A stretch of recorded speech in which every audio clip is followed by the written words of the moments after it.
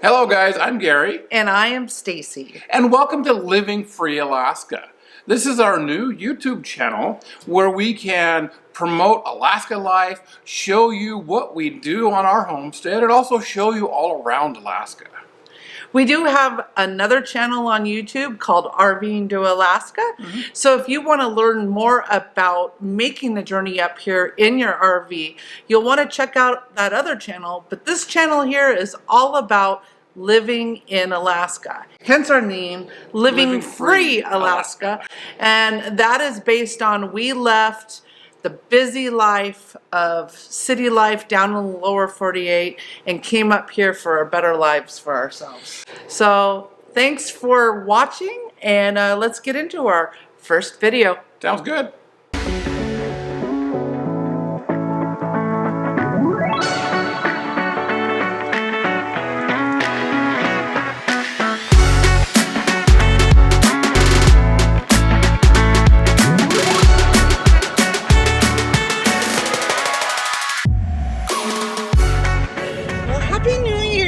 Hello folks, Happy New Year to you all. Hope you had a great evening last night. It is 2024.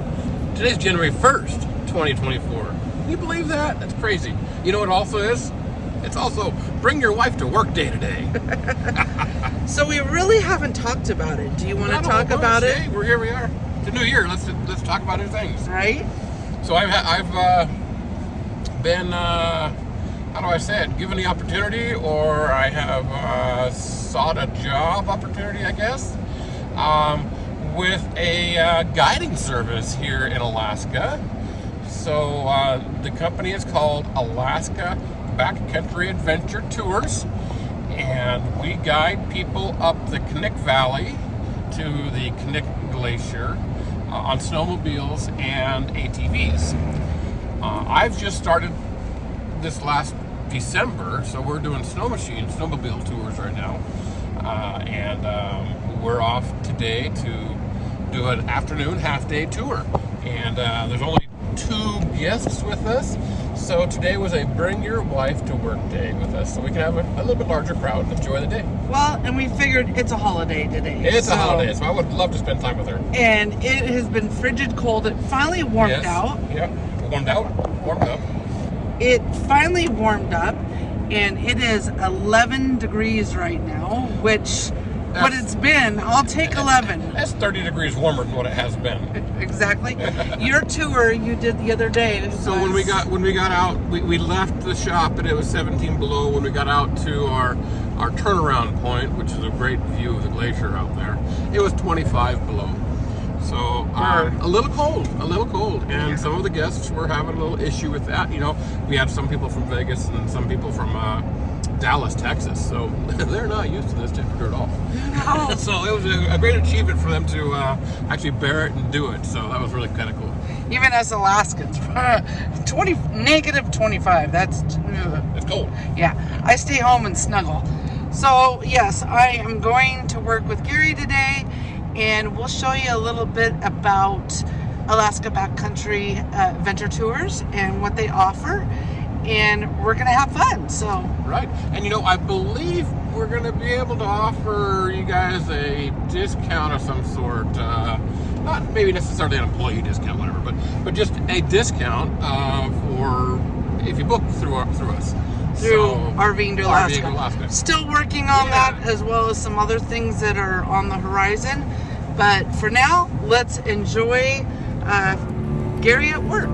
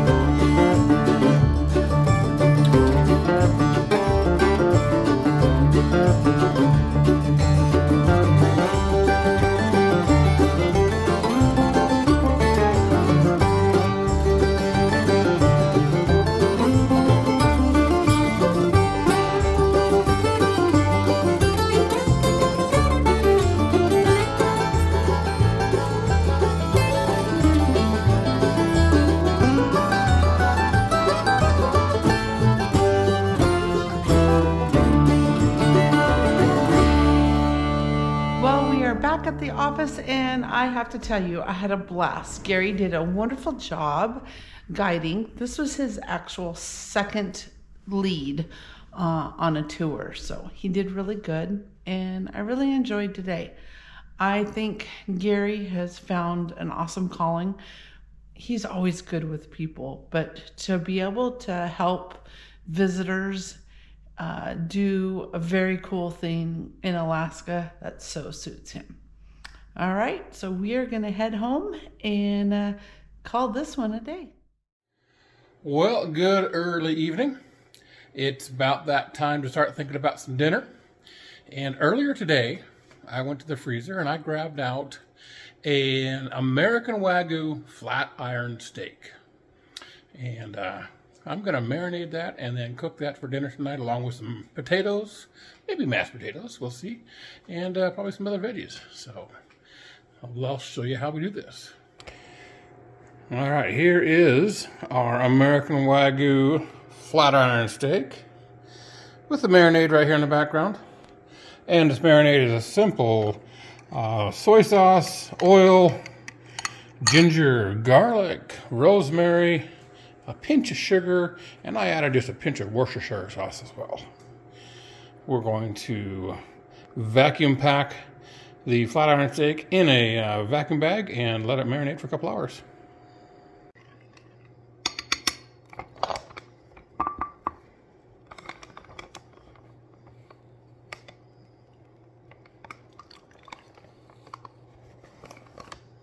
Okay, now that I got the marinade, I've got the marinade in the vacuum bag with the flat iron steak. I'm going to go to our vacuum sealer and vacuum seal this and then put it in the freezer, or I'm sorry, put it in the refrigerator for a little while.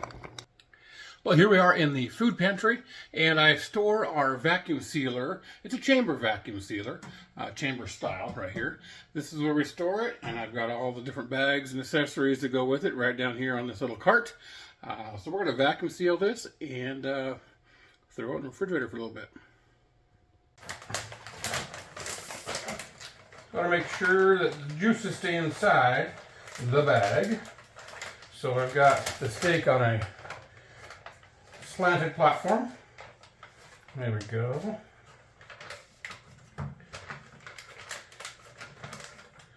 Fold that guy up. Power on. Select one. Go.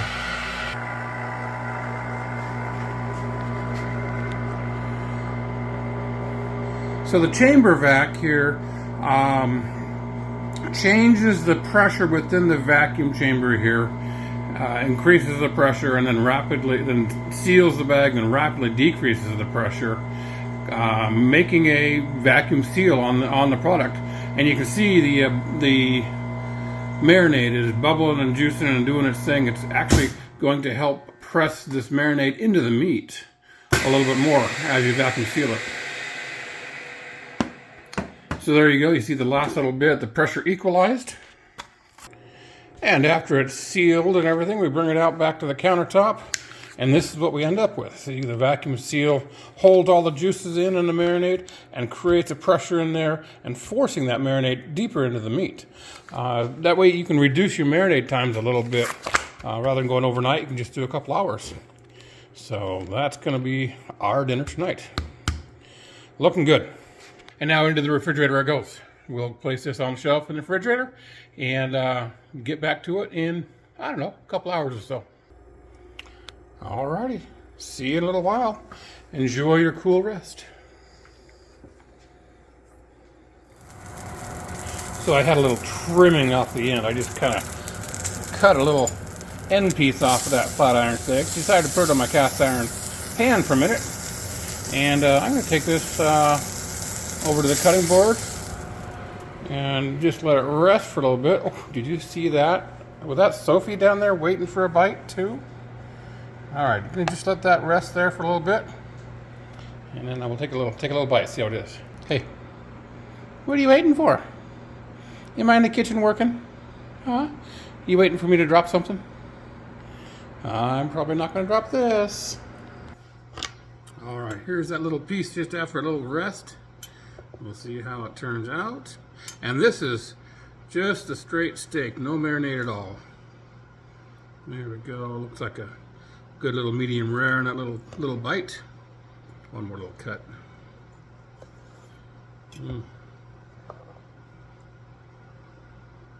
How's that look?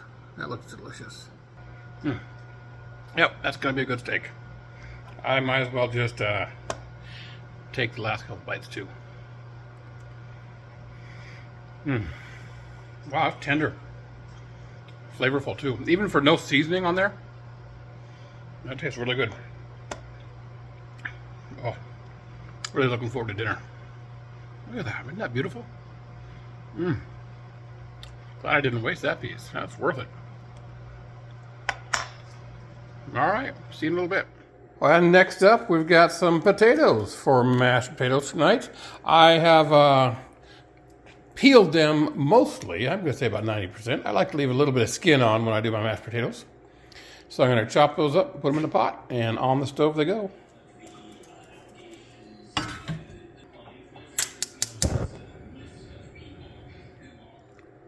And next up, we've got some bacon. We're going to chop the bacon up and render it down a little bit. The bacon's going to serve two purposes. The first purpose is going to go into the potatoes, our mashed potatoes, and then the bacon fat that's rendered off into the pan is going to be used to cook the flat iron steak.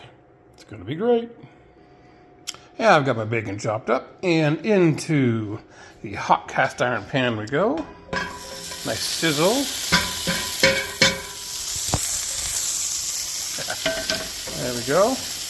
Let that sizzle down a little bit, and then once we get cooked, I'm going to lower the temperature of the pan so I can render out more of that fat for the flat iron steak.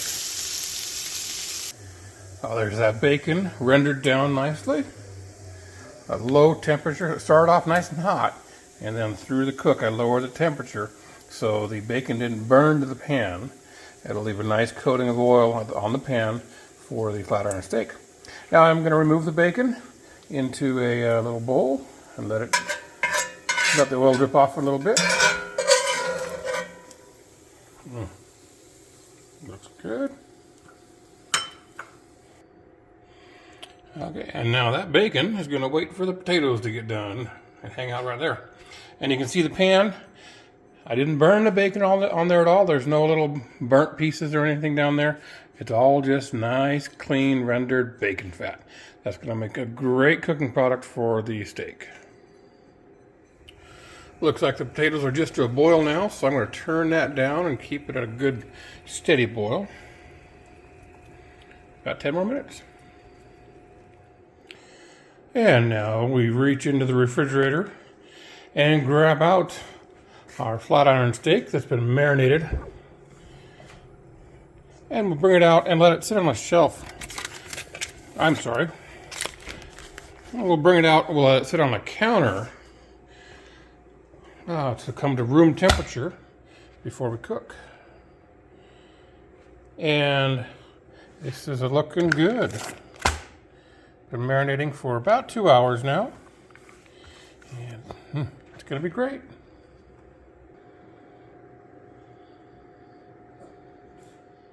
And there we have it. Potatoes are done and drained and ready to add the flavor. I use a good amount of butter, some heavy cream, and maybe if I need some extra, I'll add some sour cream to it. And then also salt and pepper, and of course the bacon. So I'm going to get to mashing these potatoes up now. And yes, you heard that right. Butter, heavy cream, and sour cream. These are not low-fat mashed potatoes, folks. These are delicious mashed potatoes. Salt and pepper on there on the top, too. There we go. I've got my cast iron pan smoking hot. I got my vent fan on a higher level, so that's going to create a little bit more noise there. But I need to evacuate the smoke out of the house a little bit. It's going to get smoky in here. This pan's really hot, and I want a quick sear on the steak. It's not going to take long to cook. We're talking maybe a couple of minutes each side. Got my cast iron pan smoking hot. You can see that bacon grease. I'm not sure if you can see it there or not, but it's smoking a bit. Gonna wait for a few more minutes to get that pan just a little bit hotter. And then we'll toss that steak on there and sear it up in the pan. It might be a little bit too big for the pan, but we'll see what happens. I'll make it work.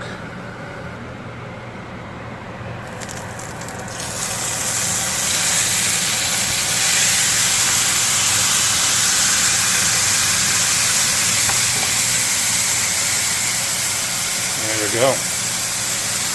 Looking good.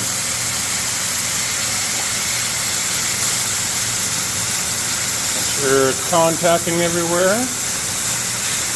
There it is.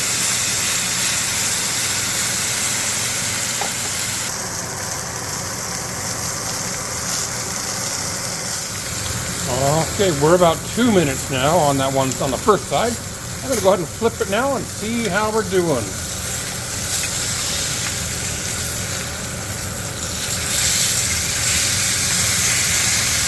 There we go. Look at that crust we made. And that hot sear. That's really a great crust. We'll let the second side go for a couple more minutes. And then probably turn the temperature down and let the center come to the correct cook temperature. As with most meat that we cook, we don't cook necessarily for time. We cook for temperature. So I've got to probe the meat and see where we're at.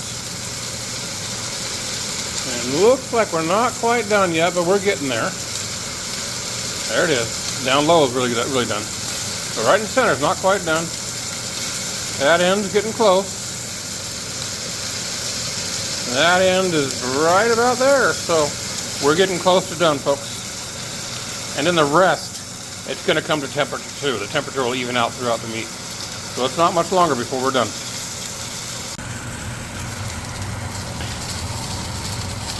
All right, temp's up to where we want it to be. Now time to pull it off and let it rest. Now before I tent it lightly with aluminum foil, I'm going to put some of this Yakima smoked salt on here. And that'll give it a nice little smoky flavor to it.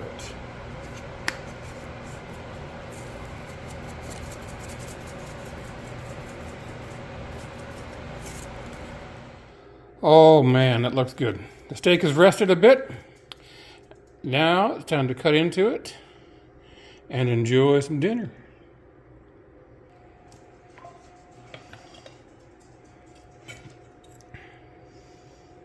I'm going to cut like this. All right.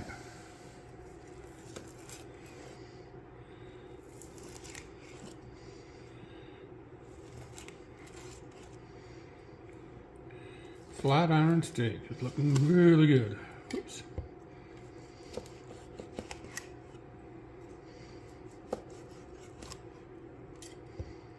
Ooh, it's nice and tender and juicy. Yes. There's a couple of ways to cut this steak up. It is a very tender cut. So I'm kind of cutting it with the grain. The alternate is to cut the whole thing in half and then cut it against the grain. But with it being such a tender cut of meat, I didn't feel it was necessary to do that.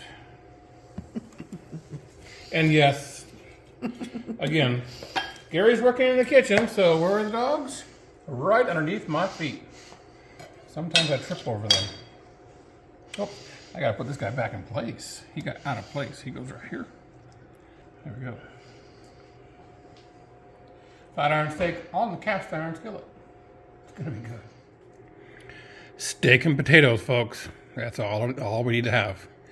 Doesn't that look just a little delicious? I'm hungry. I'm sure Stacey is too. It's gonna be good.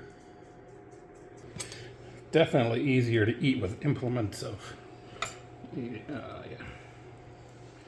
All right, I don't know that I've had a flat iron steak myself, so I think this is the first time. Maybe I have, I guess like Applebee's does something like this. I don't know, not like this, but a steak.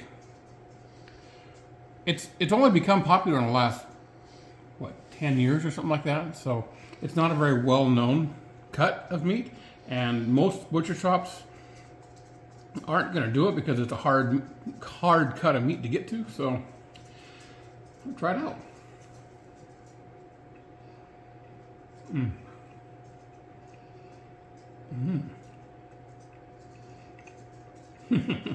I'm going to search for this more. Oh, that's good.